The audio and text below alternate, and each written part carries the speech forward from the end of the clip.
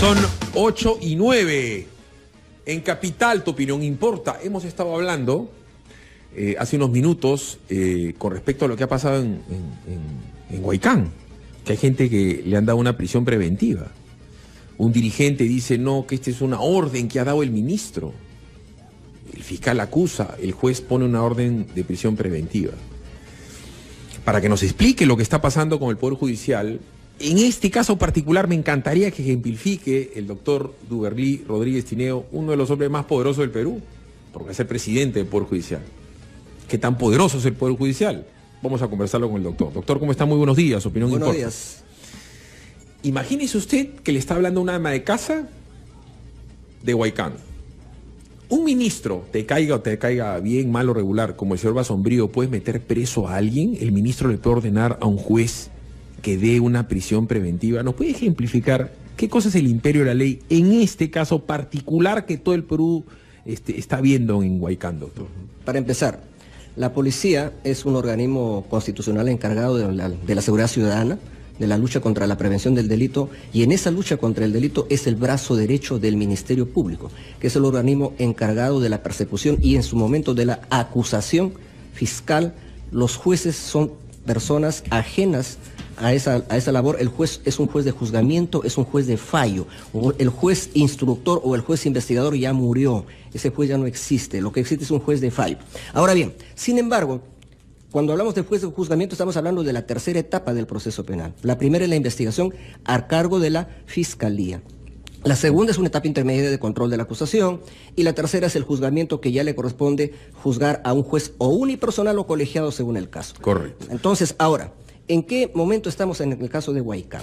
Se han producido hechos, obviamente, delictivos, ¿no? Incluso con la pérdida de una vida, incluso que también tendrá que investigarse porque de dónde sale el disparo, dicen de un helicóptero, etcétera. No sé si la policía tiene atribuciones para disparar de cualquier lugar y a cualquier persona. Para eso tendrá que haber una pericia balística para saber si realmente eso tiene asidero o es un chisme de Twitter o de Internet. Como se tendrá que investigar, presumo también que el propio ministro haya dicho que esto es un complot orquestado por gente que intencionadamente ha generado una psicosis colectiva, porque eso también es un delito, ¿no? A ver, yo quiero poner las cosas en su lugar, como juez, o sea, mirando de lejos, porque el juez no es parte, no tiene interés, digamos, directo en el resultado de un proceso.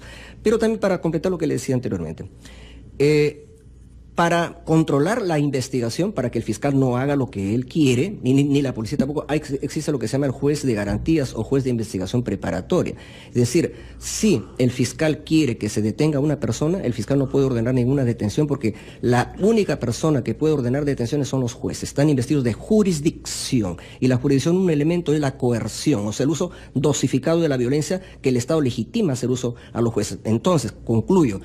Ni el ministro del Interior, por la más buena intención que tenga, ni un fiscal, ni el fiscal de la Nación, mi amigo el doctor Pablo Sáenz, pueden ordenar una detención. El único que puede ordenar una detención es un juez, pero a requerimiento del fiscal, que le tiene que acompañar lo que se llama elementos de convicción, o sea, bajo el principio de prueba suficiente, es decir, algo que vincule a esa persona investigada con el hecho delictivo. Pero además, yo ayer le comentaba a una amiga mía que iba a entrevistarlo a usted, y dije, no te pierdas, va a ser el presidente del Poder Judicial. Esta chica me pregunta, él es el jefe de los jueces reportan, porque hay muchas veces, y le va a tocar a ustedes el 1 de enero, donde la gente le va a decir a usted, Duberlí, que tal juez hizo tal cosa, doctor Duberlí, que tal juez hizo tal cosa, que usted no es el jefe de los jueces, usted no le puede decir a un juez de primera instancia, métalo preso a Batters o métalo preso a Fernández o a Jiménez. En absoluto, amigo Philip Batters. Miren, los jueces se guían por el principio de independencia. ¿Qué significa la independencia? Hay dos tipos de independencia, la independencia externa y la independencia interna. La independencia externa es que los jueces son independientes, es decir, no dependen del poder político, del poder económico, ni de los poderes fácticos, incluido la prensa.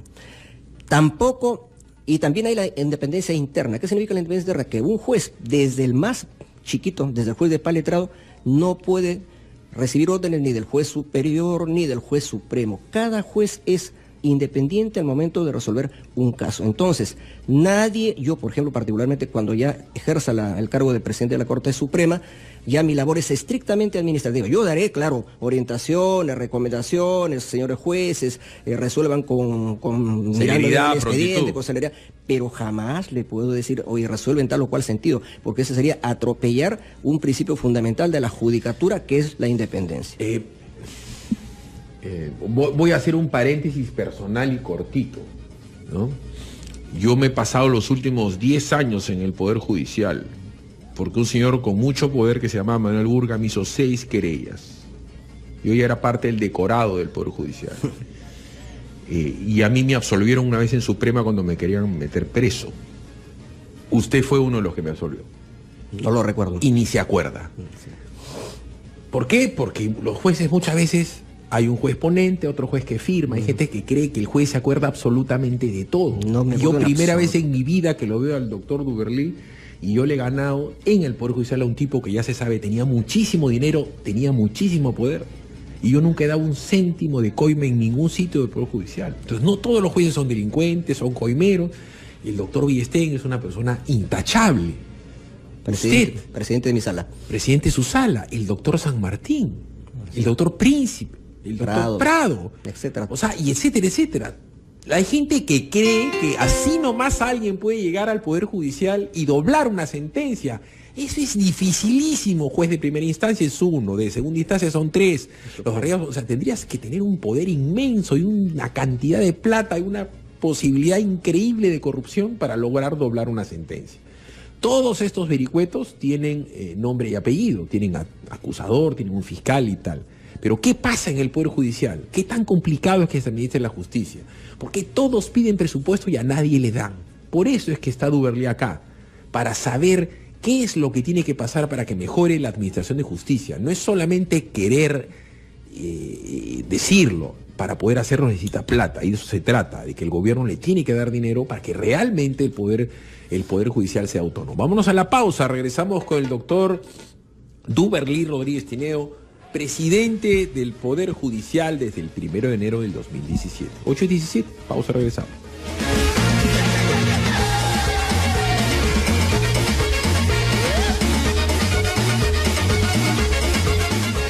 Radio Capital. Con Philip Butters. Bueno, en los últimos días he sido muy crítico de Pedro Pablo Kuczynski, del ministro Zavala, que, bueno, Pedro Pablo Kuczynski es presidente de la CADE y seguramente debe haber confundido la CADE con el Perú, y en Zabalalandia las cosas están muy bien, pero en el interín de todo esto del CADE y esta rebelión frívola de blanquitos, porque es lo que la gente percibe por si acaso, el Poder Judicial está pidiendo dinero, pero a gritos. El Ministerio Público está pidiendo dinero a gritos. Había hasta un paro en el Ministerio Público de Lambayeque, porque los jueces no tienen plata. Quien habla, paro metido ahí, pues, no pueden ni caminar con los expedientes. No pueden ni caminar. No puedes, ¿tú sabes lo que es no poder caminar en una oficina porque tienes 1.000, 2.000, 3.000 expedientes? ¿Qué pasa con el presupuesto del Poder Judicial? Porque nunca les dan plata a los gobiernos.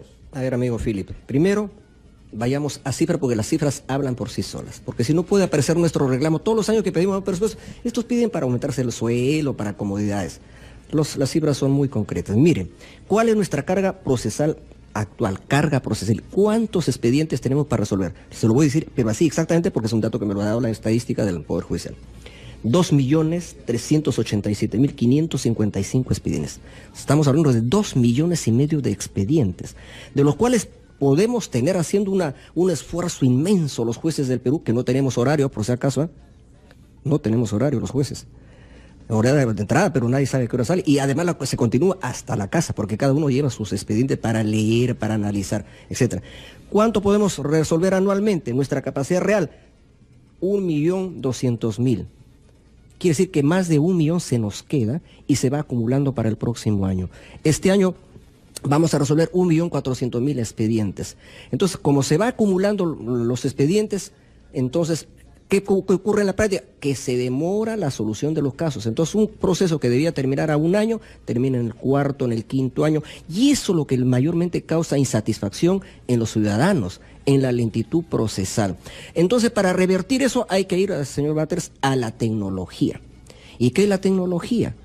El gobierno electrónico. ¿Qué es la tecnología para el Poder Judicial? Lo que yo llamo justicia digital.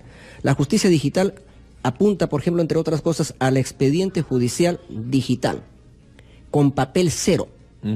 Papel cero. Incluso le hacemos un favor al medio ambiente, ya no tala de árboles para producir papel.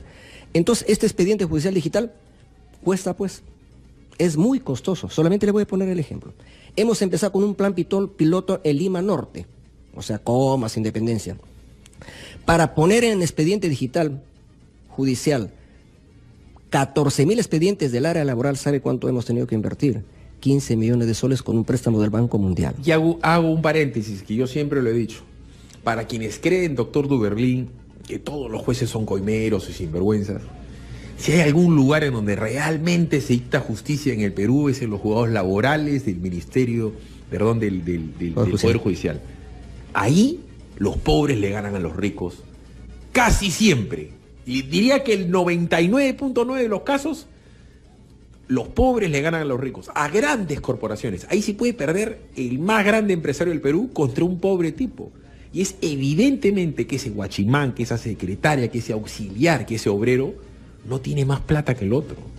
Y eso, y créame, doctor, es algo que ustedes tienen que publicitar. Ahí no me van a decir que hay jueces coimeros, ¿no es cierto? Porque si no, siempre ganarían los grandes. Dicho esto, prosiga, doctor. Pero también quiero tocar otro tema, ya que usted habla de los débiles en la administración de justicia. Un juez tiene que ser garante, y seamos francos, el garante es en favor del débil. Por ejemplo, el derecho laboral tiene que ser tuitivo. ¿En favor de quién? Del trabajador, porque esa presunta igualdad de armas entre el demandante o demandado, entre empresario y trabajadores, no es real, ¿no? Entonces, pero aquí también tenemos otro tema que es muy sensible. ¿Cuál es el tema de la justicia previsional? El de los viejitos, que han trabajado 30, 40 años para la administración pública y quieren que les den una pensión de 200, de 300 soles y tienen que hacer juicio. Y llenamos los juzgados de juicios previsionales y que llegan hasta la Corte Suprema. Entonces, ¿quién es el demandado? El Estado. ¿Y quién es el que apela de todas las resoluciones, de todas las sentencias? Que ya hay 2 sentencias en favor del demandante, del pensionista. El Estado. ¿Y quiénes son los abogados que son procuradores del Estado que están apersonados en juicio? Estudios particulares, que el Estado más gasta en pagarles a esos estudios que en pagar la pensión al pensionista. El Estado tiene un montón de formas. El Estado puede ser una municipalidad, puede ser un gobierno regional, puede ser un organismo público descentralizado o un ministerio. Pero quiero ahondar más en algo, y yo le pediría, no sé si tiene esa estadística puntual, tan puntual como nos ha dado. ¿Cuál es la mayor carga procesal? ¿Alimentos? ¿Violaciones? ¿Robos? ¿Cuál es el ranking de la carga procesal? A ver, para decirlo en el campo penal, que es el que yo conozco, porque si me voy al civil, eso podría, digamos, estar desinformado. En el área penal, ¿sabe usted cuál es el delito monopólico, el que más ocupa la labor de los jueces penales? El delito de omisión a la asistencia familiar, OAF, omisión a la asistencia familiar. O sea, los tapaollas, la gente que no le da dinero a sus hijos. Así es. Pero también ahí hay que ir, pues, yo no creo que la mayoría de esas personas no cumplan con su obligación de pagar alimento a los niños, que es una cosa sagrada, es negarle un pan a un hijo, pero la mayor parte yo creo que obedece a problemas de desempleo, que no tienen, digamos, ingresos. Una pregunta, doctor Duberlín. Pero el tema es grave, ¿sabe qué está pasando ahora? Que a esos que no cumplen con pagar esas pensiones, los están mandando a la cárcel con penas efectivas, con lo cual el remedio resulta peor que la enfermedad. Usted es padre, ¿cierto? Claro. A ver, el bien jurídico tutelado vida, cuerpo y salud existe, pero también existe el bien jurídico tutelado libertad. Yo ya sé que es una bajeza que un hombre embarace a una mujer, la deje tirada y que no le dé comer a sus hijos, eso me parece algo deleznable, pero por eso perder la libertad no hay solución, porque si no te daba plata afuera que podía trabajar, en el supuesto que trabajase, así tuviese otra, sea un desgraciado, en la cárcel menos, o sea, no va a haber justicia para el niño que no tiene que comer, ni para la mamá. Pero parece que es vindicante. Bien que te meto preso. No entiendo, esa ley no se podría cambiar o por grilletes electrónicos, ustedes tienen posibilidad de sugerir al Poder Legislativo que cambien esta ley, habida cuenta que ustedes juzgan, ya, ustedes ven eso todos los días. A ver, ¿cuándo se manda preso a una persona que ha sido juzgado por omisión a la asistencia penal? Pues por lo general se le pone lo que se llama condena condicional, porque para empezar el delito la pena máxima es 3 años. Y cuando hay un delito que tiene pena máxima de 3 años, por ejemplo, nunca se puede dictar prisión preventiva, porque para prisión preventiva el delito tiene que tener como pena mínima o que la pena a imponerse sea más de 4 años. Entonces, en omisión a la asistencia penal nunca, desde el punto de vista legal, se podría poner una pena efectiva. Pero ¿qué está pasando ahora? En el tema de la lucha contra el crimen, la inseguridad ciudadana, que es absolutamente legítimo, pero hay excesos del Estado. ¿Qué pasa? Ahora se ha reinsertado lo que se llama la figura de la reincidencia y habitualidad. Entonces, si usted es padre de familia que no pagó la pensión una vez y ya lo sentenciaron y volvió a no pagar otra vez, ya usted es reincidente. Y como es reincidente ya le tienen que sumar las penas. Entonces ya no estamos hablando de 3 años, estamos hablando de 6 años. Y como son 6 años y es reincidente, le van a poner pena efectiva y se va a ir a la cárcel. Y con esas consecuencias que usted dice, de que ya no va a poder trabajar para pagar ni la primera deuda, ni la segunda, ni las que se van a seguir acumulando. Y en segundo lugar, lo que es terrible, el contagio criminal. Porque ¿qué son nuestras cárceles ahora en el Perú? Son escuelas del delito. Es decir, a una persona que entra relativamente sana puede salir ya más bien delincuente, porque las cárceles del Perú no tienen esas dos condiciones que yo considero la fórmula mágica para recuperar un delincuente, que es trabajo y educación. Si no les damos eso, yo anteayer he estado en Cutervo, he estado con Gino Costa, con otros congresistas en un congreso regional de rondas, y los ronderos pedían que se construya una cárcel en Cutervo. Me llamó la atención, pidiendo cárceles. Pero, ¿qué tipo de cárcel pedían? Una cárcel productiva, es decir, una cárcel donde los presos puedan hacer realidad no maldición, sino ese mandato divino: comerás con el sudor de tu frente. Pero si lo mandas preso aquí a Sarita Colonia, a Lurigancho, durmiendo uno al costado del otro, ya lo convertiste en una fiera, no, y de repente el tipo, era inocente. Pero la cárcel es el infierno, es lo que la gente no cree. Acá la gente cree que la justicia tiene que ser venganza, ¿no? Porque tú eres así, cana, porque tú eres asá, cana, porque dicen que mataste, cana. Vamos a ir a la pausa y vamos a seguir conversando con el doctor Duberly Rodríguez, que me interesó mucho lo que dijo los poderes fácticos y la prensa. Y les voy a dejar pensando en varios casos para que luego de la pausa el doctor nos comente algunos de ellos que ya se resolvieron y otros están por resolver. Y yo siempre lo menciono acá, el caso de la chica Rosario Ponce con Ciro. La gente quería que la metan presa, la chica no había matado a nadie. El tema famosísimo, el de Polo Lórtiga, Edita Guerrero. La gente quería que lo metan preso porque Edita cantaba bonito.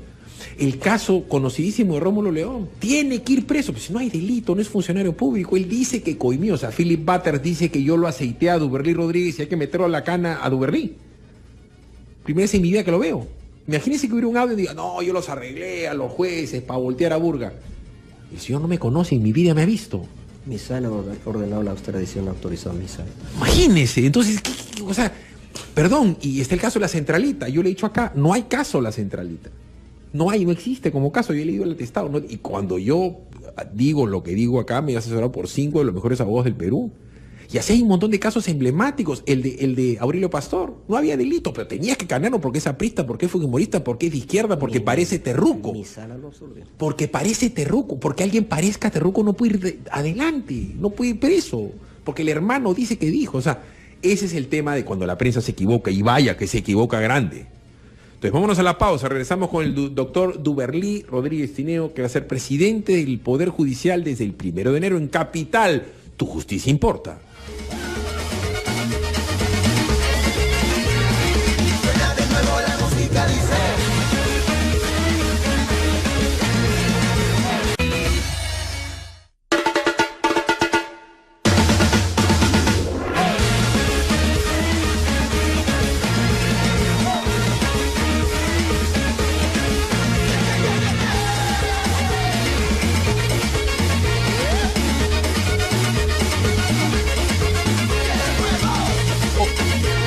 8:35, Silvia González en este momento está en la carceleta del Poder Judicial, que dicho sea de paso, doctor Duberly, algo tendría que cambiar, porque hay mucha gente que cree que la carceleta es la cárcel y que el que va a la carceleta es culpable. y la imagen es que la cárcel está en el sótano del Poder Judicial, entonces ya si Duberly lo metió a la cana a Batters ya es culpable. Ahorita lo vamos a estar conversando. Silvita, ¿tú dónde estás ahorita? Así es, Phil, estamos en exteriores de la carceleta del Poder Judicial, donde permanecen los familiares haciendo guardia a su familia. Están muy preocupados porque quieren hacerle llegar su desayuno, quieren hacerle llegar sus medicinas. Temprano sacamos un caso de una persona con epilepsia, pero hay otros casos más. Pues estamos acá también con el abogado Florencio Mendoza, que es justamente el patrocinador de uno de los que está detenido.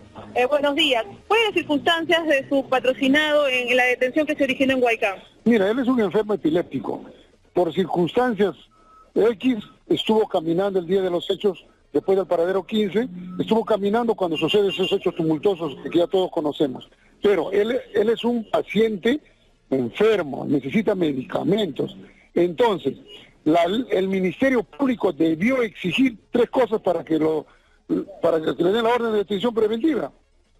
Tiene que ser, que el hecho sea delictuoso, está perfecto, el hecho es delito. Segundo, que esté individualizado él o los autores. En este caso no está individualizado, no hay video, es una víctima circunstancial de los hechos. ¿No hay video que se lo observe a él? No, para eso el Ministerio Público, que tiene la prueba, debió ya tener todos los videos. Y si él se lo observa, pues ahí sí que pague pues su culpa. Pero no está dentro de los videos, es un enfermo. Estuvo circunstancialmente con Sayonarita caminando para ir a su casa. ¿Cómo lo van a imputar un hecho tan grave? ¿Usted cree que es un abuso esta medida? Por supuesto, contra su vida, porque él es un enfermo que necesita medicamento a cada rato. Ya convulsionado en la misma sala, convulsionado. Entonces, ¿por qué no se da una prisión restringida para poder afrontar el ¿Cuál va a usted las medidas que No, mira, se apela, pero hasta que la sala tome conocimiento, como son 34, va a demorar más de un mes. Entonces, la justicia es lenta. Lenta. ¿No? Ahora, lo que estoy pensando hacer inmediato es un habeas corpus, porque se está tratando contra su libertad y contra su salud. Correcto. Muchas gracias. Correcto, Bueno, gracias Silvia. Y fíjense, justo estaba hablando con el doctor Duberly pues de la justicia mediática. Entonces, claro, ¿se acuerdan lo que pasó con el alcalde de Ilave? Con una masacre que decían que el alcalde había robado y que la masacre. Entonces, la discusión era si el alcalde había robado o no. La discusión es que así el alcalde haya robado, tú no lo puedes matar. Acá la discusión no es si hubo o no psicosocial. La discusión es si tú le puedes pegar a un policía o agarrarlo a pedrazos, si puedes quemar un carro. Y en el caso particular de este detenido, la discusión no es si estaba en Sayonara o si es epiléptico, la discusión es si delinquió o no delinquió. Entonces, le pido que vuelva a ejemplificar con este caso, doctor, de la justicia mediática. La gente dirá, ¡que lo caneen! Bueno, en primer lugar tendría que ver el primer requisito, que es la prueba suficiente de que está vinculado. Entonces, ¿cómo se podría...? Miren, cuando son delitos de multitud o de muchedumbre, es bien difícil individualizar, ¿me entienden? Es bien difícil porque tendría que haber una foto o un video donde aparezca este señor, por ejemplo, tirando una piedra o atacando a un policía, porque si simplemente está con la multitud y en esa condición lo detienen, me queda muy débil el principio de prueba suficiente. Tercero, el tercer requisito es el peligro procesal. Si esa persona es un padre de familia, tiene casa, tiene esposa, tiene hijos, trabaja, tiene lo que se llama los arraigos, ¿por qué necesariamente lo van a detener? Porque el principal requisito, no es ni siquiera el primero, el de la prueba suficiente, el principal requisito es el peligro procesal de fuga o de entorpecimiento. Y yo no tengo pues ahorita el elemento de juicio para decir si había, por ejemplo, ese tercer requisito para ordenar la detención de todas esas personas. El abogado dice, no hay video. Entonces, claro, de repente no hay video, entonces como no está en el video es inocente, culpable. Es bien complicado. El hecho que está en una carceleta, ya se le enmarrocó a este señor. Probablemente es culpable, probablemente no. Pero en algo sí le doy la razón al abogado. No se pueden demorar un mes para ver qué pasa. En el habeas corpus, que es una garantía procesal supuestamente muy veloz. Un mes para ver si realmente el señor era un pobre epiléptico que estaba con sayonaras medio perdido en la calle. No sé si me dejo entender. Sí. Ya entró. La imagen de la carceleta es muy potente, ¿no? Ya eres culpable. Le hago un comentario ahí, le hago un comentario. Eso afecta a lo que se llama el principio de presunción de inocencia. Todos nacemos inocentes hasta que una sentencia firme nos declare culpables. Todos nacemos inocentes. Es decir, aún cuando estamos investigados y aún cuando estamos con acusación fiscal. Entonces, ¿qué pasa? Aquí se les da el trato de culpables a todos los investigados y se les dicta cárcel como si ya fueran culpables. Quiero dejar en claro una cosa. Una persona por regla debe ir preso cuando ya fue declarado culpable y no antes, cuando está recién investigado. Pero aquí se han invertido la cosa. Primero te detengo y luego te investigo. No, tiene que ser al revés. Primero te investigo y luego te detengo. ¿Le puedo poner otro ejemplo y Sí. le pido que me lo explique? El ministro Basombrío, cuando pasó lo que pasó en Larcomar, cosa que es una tragedia, semanas antes agarra y dice, esto ha sido un accidente, acá no hay atentado. Claro, porque decir lo contrario era una irresponsabilidad, porque además venía todo, pues, Putin, Hu Jintao, Xi Jinping, Barack Obama. La semana pasada ha dicho que este es probablemente un atentado, ha puesto la cara de un señor que puede ser Duberly Batters o Philip Rodríguez, le ha puesto una recompensa y ha dicho que este tipo ha tenido una actitud sospechosa que no ayudó. Si este señor se demoraba 48 horas en aparecer, lo iba a meter preso y todo el mundo hubiera dicho, ahí está el pirómano, ahí está el incendiario. Y yo estoy viendo ahorita que en redes dicen, pero él ha aceptado que manejaba material inflamable. Oiga usted, doctor Duberly Rodríguez, cuando usted en su casa pinta, porque su señora, como a todo el Perú, le ha dicho, píntate, Duberly, pared. toda la pared, todas las pinturas tienen material inflamable y eso no lo hace pirómano. ¿Qué le hubiera pasado a este señor si demora 48 horas en aparecer? Hubiera habido un juez presionado por el ministro del Interior para que lo canee. Y todo el mundo hubiera dicho, ahí está el incendio, el culpable, ¿me dejo entender? Este es un caso flagrante de una presión mediática para canear a alguien, ¿o no? Bueno, efectivamente, nosotros llamamos eso los juicios paralelos.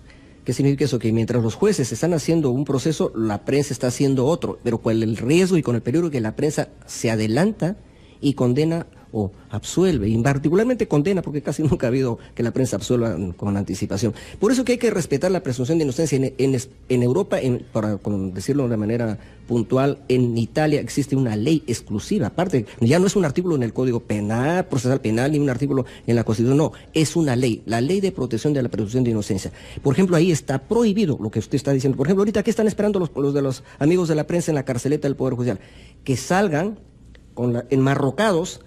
Y usted ha visto cómo son, cuando salen enmarcados, se ponen una frazadita, una toalla, porque es vergonzante, es humillante que una persona salga enmarrocado como si fuera pues una fiera salvaje, ya prácticamente enjaulado, engrilletado. Entonces, ¿qué pasa ahí, por ejemplo, en Italia? Si un medio de comunicación saca una fotografía de una persona que está recién siendo investigado y engrilletado, tiene que pagar una multa de €500,000. €500,000. Pero acá no, es primicia. Es la noticia que va a ser titular. Mire, doctor Duberly, hasta hace muy poco tiempo, hace 4 años, la señora Nadine Heredia era muy popular y era la presidenta del Perú de facto o la primera dama. Pero era muy popular, hablaba maravillas, Vargas Llosa, todo el mundo. Ahora la señora es impopular. Y en algo no le falta razón a la señora cuando ha venido. ¿No es cierto? Lo dejo de repente de manera prepotente y yo le voy a pedir explicaciones al juez de por qué ha cambiado de opinión. En el caso de Nadine Heredia, hay gente que la quiere ver presa, pero ¿por qué la tendrían que meter presa a una prisión cautelar o preventiva cuando la señora, le guste o no le guste a todo el mundo, ha cumplido con cada uno de cada acto procesal? Entonces, si se trata de antipatía, hay que meter presa a Nadine. ¿Hay poderes reales que implicarían que esta señora podría ir presa? Bueno, yo tengo que en este caso abstenerme, solamente hablo de manera genérica, pero ya le dije. Los 3 requisitos para la prisión preventiva son, en primero, prueba suficiente. Segundo, pronóstico de pena superior a 4 años en el caso que fuera condenado. Pero el tercero debería ser más bien el primero. El tercer requisito es el peligro procesal. Vale decir, existiendo los 2 primeros, pero si no existe el peligro procesal, no tiene por qué darse prisión preventiva a nadie. Y ya esa persona irá presa cuando lo declaren culpable en un juicio y que haya pasado ya las dos instancias y sea una resolución firme. Mandarlo preso preventivamente antes para aplacar demandas ciudadanas de seguridad, de mandar un falso mensaje que con eso ya estamos dando una dura lucha contra la criminalidad. Eso nosotros le llamamos el derecho penal simbólico, que es pura apariencia, pero en el fondo no se obtiene resultados positivos. Claro, porque es bien fácil agarrar a alguien impopular y decir, no sé, Cecilia Blume, íntima amiga de Burga y abogada, y es una muy conocida lobista. Entonces decía, a Burga se lo están llevando a Estados Unidos por presión mediática. La señora Loretta Lynch, la fiscal de Estados Unidos, sabe de fútbol, conoce a Burga, la acusación que viene de afuera es porque Perú no va al Mundial. O sea, a usted como a mí también le molesta que Perú no vaya al Mundial. ¿Usted va a ser tan loco de meter a la cárcel a alguien? Por eso es imposible, absolutamente. ¿Porque Perú no va al Mundial y es mal dirigente? Eso no se hace, eso es una locura. ¿No es cierto? O sea, uno tiene que entender las cosas en su real proporción. La simpatía o la antipatía no tiene nada que ver. Otro caso mediático conocido, el de Goyo Santos. O sea, ¿por qué de izquierda y por qué es antiminero habría que meterlo preso y que se siga hundiendo en la cárcel? Y ojo, va a pasar lo mismo, acuérdense, con el de Ancash. No se trata de que te caiga bien o que te caiga mal, porque la vida da muchas vueltas. Fujimori en su momento le caía bien a todo el Perú. ¿Y dónde está Fujimori? Por Dios. Vámonos a la pausa. Regresamos con el doctor Duberly Rodríguez Tineo y con ustedes en las redes opinando sobre lo que ha pasado en Huaycán. ¿Está bien que los metan presos a los 34? ¿Ya los 34 son culpables? Ejemplo clarísimo. Por si acaso ha pasado exactamente lo mismo en Andahuaylas. Han agarrado a pedradas a gente, han secuestrado a un ministro, han secuestrado al Contralor General de la República. Cuando usted ve una protesta antiminera, legítima, ilegítima, si contamina o no contamina, lo que pasó en Tía María, tú le puedes pegar a un policía, puedes tomar, porque se te ocurre, la comisaría, no sé, de Cocachacra. Vámonos a la pausa, regresamos.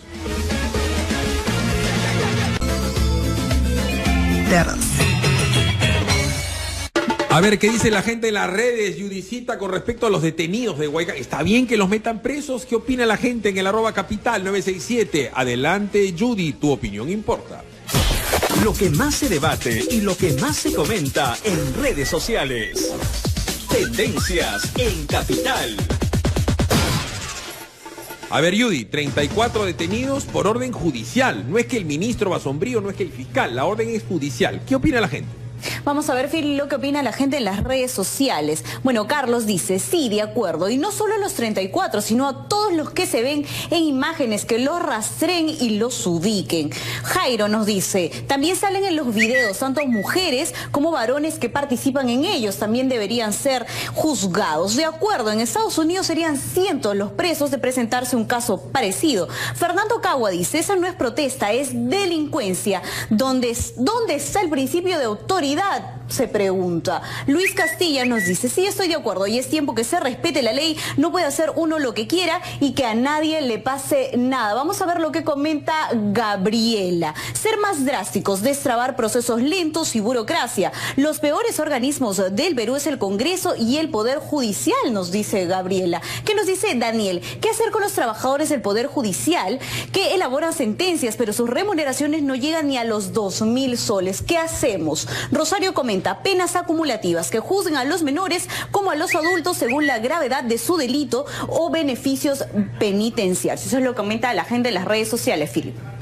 Gracias, 8:50. Y la gente me tuitea en el @capital, gracias, Judicita, y me llama y me dice que el caso de los de Chicha y tal. O sea, ¿por qué es Fujimori? ¿Por qué es Montesinos? ¿O por qué es Abimael Guzmán? ¿O por qué es, no sé, pues el asesino de tal o cual es culpable de todo? El que tú hayas delinquido una vez no quiere decir que delinca siempre. O sea, no puede haber un cargamontón. Entonces, y tampoco hace sentido de que todos los jueces, cuando usted, Duberly, me da la razón, es monstruo, es un capo, qué bien que hizo la ley. Y cuando no me la da, es un corrupto. Entonces, nosotros en la prensa tenemos esa labor de orientar a la gente, no desorientar a la gente. Dicho esto, porque nos quedan minutos, yo quisiera insistir, doctor, en lo de la carga procesal. No puede ser posible, la vez pasada hablaba con el doctor Pariona, que ustedes se gasten 20 millones de soles anuales en alquileres porque no tienen locales y les aseguro que deben necesitar el triple de metros cuadrados. En términos reales, usted tendría que gastarse 60 millones de soles anuales, y no creo exagerar, en alquileres de locales. Cuando si eso, en el supuesto que ustedes pudieran emitir un bono, generar endeudamiento, si un banco les podría prestar plata, usted en 10 años tendría, pues, ¿cuánto? 200 millones de soles para hacer un edificio monstruo. O sea, comencemos por lo más sencillo. No tienen dónde estar, no tienen mobiliario, no tienen computadoras. ¿Cómo administrar justicia sin dinero, sin un local, doctor? Ese es un problema capital. Se nos exige un servicio eficiente, pero sin buenas condiciones de trabajo o laborales. Un trabajador va a rendir bien en cualquier fábrica si es que recibe toda la ayuda para que su labor sea efectiva, y eso también ocurre con los jueces. Somos 3.042 jueces en el Perú, pero imagínense 3.042 jueces para resolver anualmente 2,5 millones de expedientes, donde los juzgados de primera instancia tienen una carga procesal de 2.000 expedientes como promedio. Imagínense, 2.000 expedientes, pero saque la sentencia, uno por día, 365 días, si que fueran calendarios. Pero si tiene 2.000, ¿en qué momento va a ser 2.000 sentencias? Es imposible. Y luego tugurizado, las computadoras de hace 10 años, entonces cuando dicen, pues, Poder Judicial obsoleto, claro, obsoleto los locales, obsoleto a las computadoras, obsoleto a las impresoras, ¿y qué hace? Retardo. ¿Quién percibe el retardo? La ciudadanía. ¿Quién es el culpable? El juez. Hay que condenar al juez. Eso se va a resolver solo cuando nos den autonomía presupuestal. Entonces, eso pasa por una reforma constitucional. En la Constitución del 79, estaba establecido en la Constitución que el Poder Judicial recibirá un presupuesto no menor del 2% del presupuesto. ¿Ahora se estipula porcentaje en la del 93? No existe ese porcentaje. Entonces tenemos que restituir ese porcentaje, pero no en 2. Yo pienso que lo razonable es 4%, porque yo tengo en mi mano los porcentajes que en la Constitución están en otros países. Y en esos países, por ejemplo, en Costa Rica dice al menos 6%. Guatemala no menos del 2, Honduras no menos del 3, Nicaragua no menos del 4, Panamá no menos del 2, Venezuela no menos del 2, Paraguay no menos del 3. Entonces, eso dicen sus constituciones. Eso le da base para lo que es la autonomía del Poder Judicial, porque si todos los años vamos a estar mendigando soles, nos reduce prácticamente a personas subordinadas, a personas que no tenemos los mismos derechos. Como usted dijo en la portada del Expreso, mendicante, no estoy estirando la mano cuando usted va a ser presidente de un Poder Judicial. El Poder Judicial es algo realmente muy poderoso. Usted puede meter a la cárcel prácticamente hasta el presidente de la República. Así es. Como que está aprobado, ¿no? La gente dice, acá no pasa nada. Reitero, le puede o no gustar a los amigos fujimoristas. Fujimori está preso. Y señores, hay mucha gente que lo pide y muy probablemente termine preso Toledo, cosa que yo no quiero, por si acaso, ni quisiera que vaya preso Ollanta y Nadén. Pero ustedes tienen el poder para hacerlo, ya lo hicieron, lo podrían volver a hacer. Entonces, cuando uno le exige velocidad y celeridad, uno tiene que comenzar a ver las causas por las cuales no lo son. Una de las cosas que estamos viendo, carga procesal en una cantidad de cosas que no deberían ni llegar al Poder Judicial, como es el tema de los que no, omisión a la asistencia familiar. De ahí deben haber un montón de otros casos que son pequeños y que terminan hasta en la Suprema por las apelaciones que usted mismo hizo del Estado, ya van 2. Pero si ustedes tuvieran que dar un dinero y ustedes pudieran poner un shock de inversiones, como las que el gobierno pide, usted lo solucionaría, porque usted no es tonto. ¿Cuántos años de estudio tiene usted? De estudio, pues más de 10. De estudio, ¿eh? Ahora en la judicatura tengo ya 20 años de juez. ¿No es cierto? ¿Cuántos libros ha escrito? ¿Cuántas charlas ha dado? ¿Cuántas cátedras ha dado? O sea, la gente cree que un juez supremo es cualquier juez. No, así nomás no se puede. Entonces, igualito pues, uno tiene que tener criterio para darse cuenta de que en el Perú, doctor Duverley, yo he ejemplificado, me da a disculpar la vulgaridad, nunca he escuchado que le den 3.000 millones de dólares al Poder Judicial. De soles. El día de hoy está en la portada de Gestión. Augusto Verde le dice, Perupetro no tiene expertise para manejar la refinería de Talara. Sin embargo, el expresidente de la empresa estatal, que además ha sido presidente de todas las empresas mineras importantes del Perú, señala que ya no pueden haber vuelta atrás porque firmaron un contrato.